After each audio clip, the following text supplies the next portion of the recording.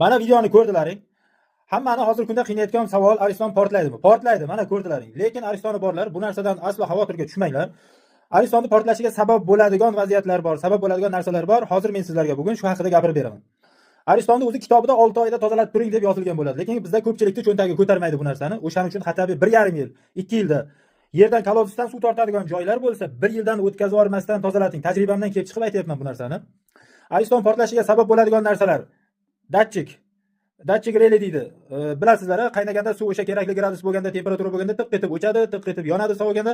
Shu narsa ishlamay qolsa, muntazam ishlab qolib, portlashiga sabab bo'ladi.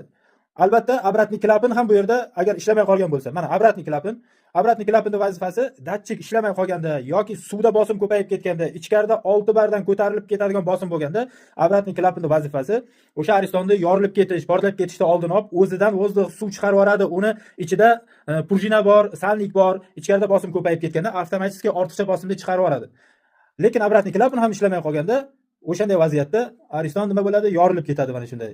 O'shaning uchun imkon qadar vaqtida 1,5 yil, 2 yilda tozalatib tursalaringiz, o'sha aristonlaringiz osgan vaqtingiz yangiligida qanday bo'lsa, xuddi shu holatda turadi. Tajribamdan kelib chiqib aytayman. Mayli uni kimgadir menga tozalatmang, kimgadir tozalating, lekin befarq bo'lmang bu narsaga.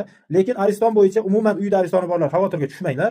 Imkon qadar vaqtida o'sha profilaktika deydi, tekshiruvlardan o'tkazib, o'zini ustasidan nazoratdan o'tkazib tursalaring, 15 yillab turgan aristonlar ham bor, yaxshi xizmat qilib beryapti. Salomat bo'lasizlar.